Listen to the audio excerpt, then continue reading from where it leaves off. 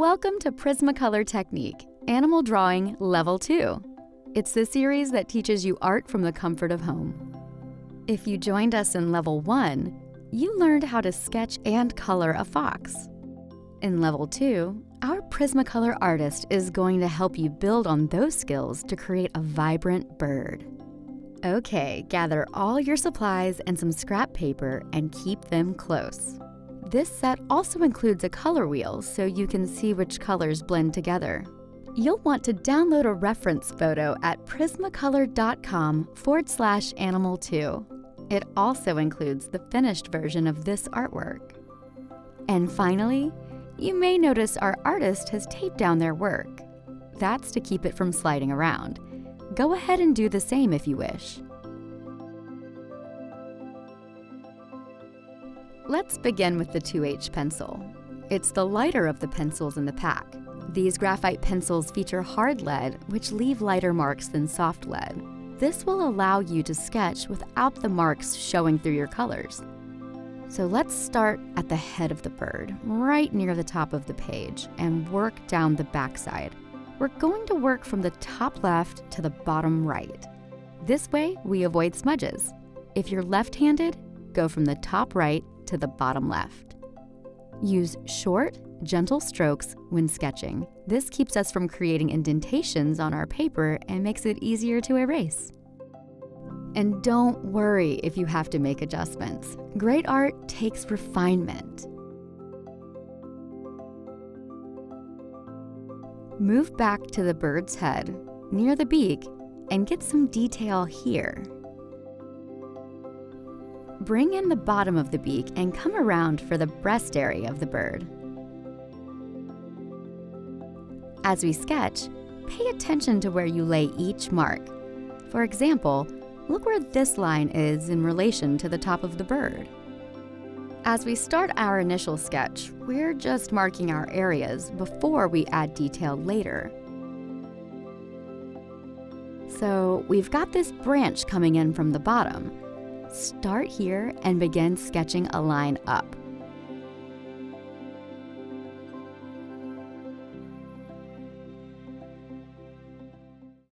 Then, returning to the bird, bring this part of the branch down to show where the tail's going to go, and continue the lower part of the bird into that area.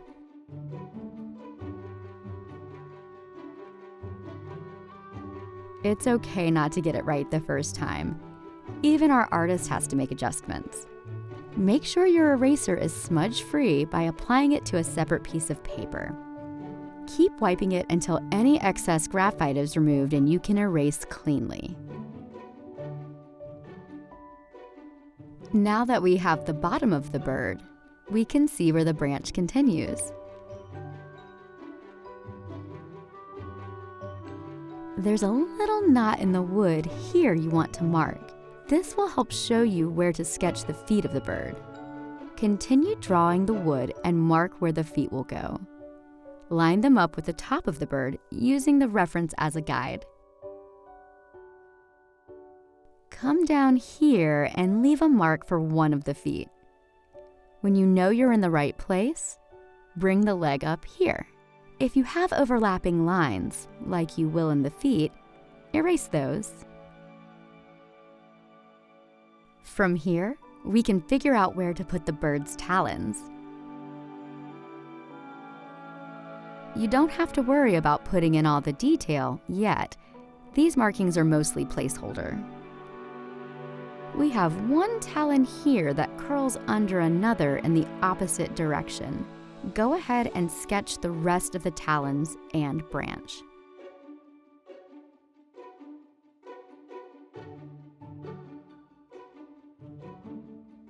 Now we can draw the upper portion of the tree.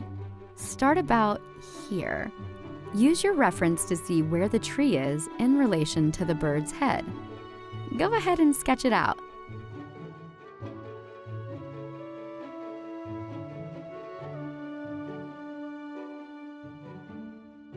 Put in the little detail for the wood knot. Now let's mark the placeholders for our bird. Again, not super detailed. at the top of the beak, the opening of the beak, and bottom of the beak. Put the outline of the eye around here. Then add the center and a little placeholder for the blackest part. Move down to the breast of the bird and add a little detail.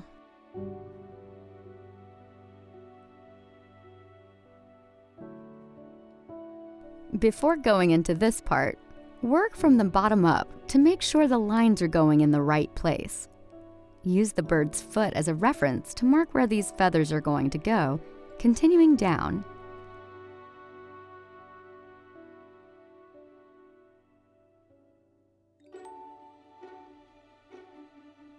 Then bring the feathers up to about here.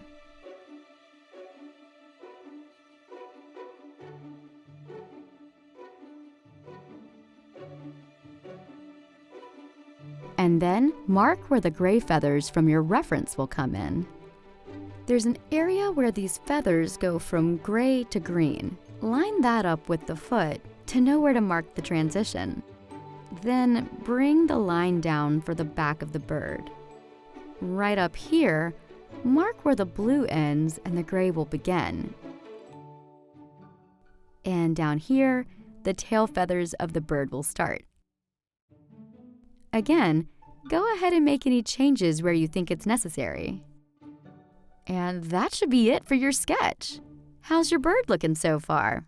Pretty good, I bet. Let's take a moment and learn how to use blending to create a gradient. Blending is a method where you create an area between two colors that gradually mix. It's a subtle way to transition between colors. We'll practice on a scrap piece of paper. We begin with our base color, PC915 Lemon Yellow. This will be the lightest color you use. You see we've drawn a square on our paper. This is our canvas. If you joined us in level 1, you'll recall that base colors are the foundational layer. They come in very light, sometimes even hard to see. That's okay. We work from light to dark. We're using scribble shading. If you recall, that's using even, scribbled lines to shade as much area as possible. Go ahead and color in the entire square. Next, add in mid-tone PC989, Chartreuse. It's a shade darker. Begin to color over the base color. Use scribble shading and work your way down. As you get closer to the bottom, ease off on your pressure, making the mid-tone lighter. Don't go all the way down, let the base shine through. You can already see a gradient forming. Now go back to your base color and begin to color over the mid-tone. This will start blending things together, creating a smooth transition. Now let's add in our dark tone color, PC912, Apple Green. Start at the top and scribble shade down. Use more pressure in the darker areas near the top and ease off in the lighter areas toward the middle. Again, you should be seeing this gradient forming. Let's introduce a dual-ended marker, PM167. Use the fine-tipped side to blend in the colors just near the top. Add indigo blue, PC901, for our really dark areas along the top of the square.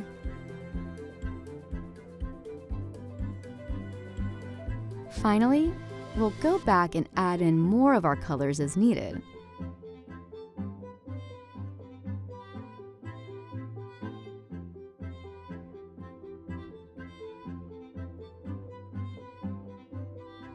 When finished, you should have something like this, a colorful gradient that goes from green to yellow. This technique will be useful for our background.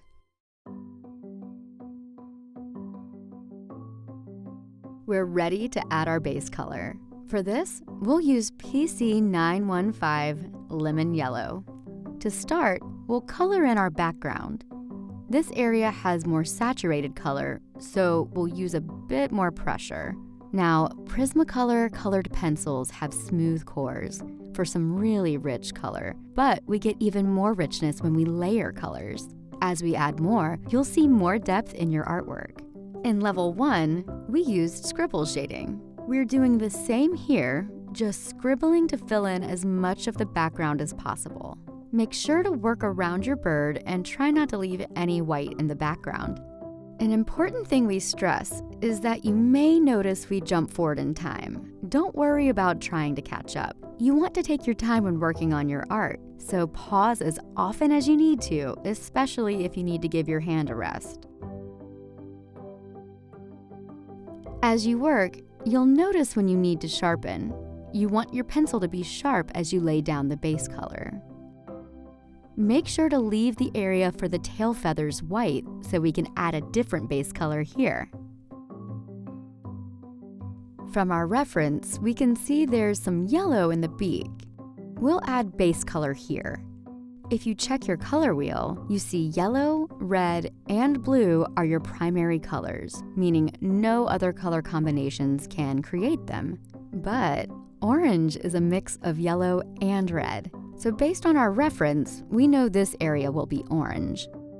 We want to add our base color here in the breast. This area is rich, so we want to press a little harder. A lot of this sketch will use yellow as a base. You may be thinking, why didn't I just color in most of it at once? That's because we're getting you into the habit of working in sections. That keeps you from accidentally using the wrong base color. Now we'll lay down the base for our green colors. We're still using PC915. Lay it in the top of the bird's back, like so, and connect the back and breast.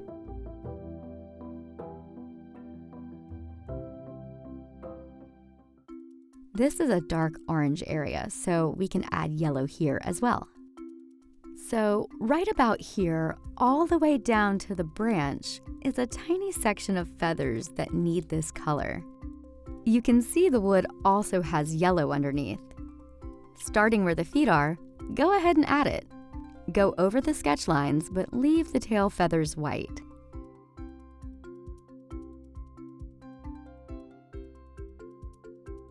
And take care of the rest of the tree.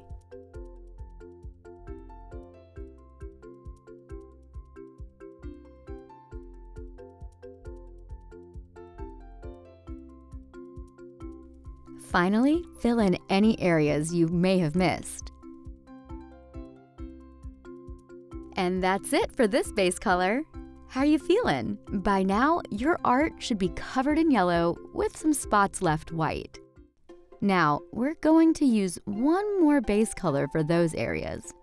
Grab PC1040 Electric Blue. We're going to apply this one a little differently than we did the yellow. We don't want to be as fully saturated, so we won't press down as hard. That's because this color will be blended in later. Just use medium pressure, starting at the top of the head. Then we'll put some blue in here for the gray feathers. Not a whole lot in the bottom of the bird, but mostly in the tail feathers and the talons.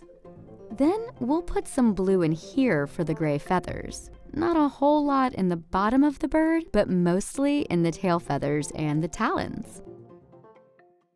And that's it for lesson 1. Woo! By now, we should have our outline and a mostly yellow bird. In the next lesson, we'll introduce our midtones and start bringing our bird to life. We'll see you over there.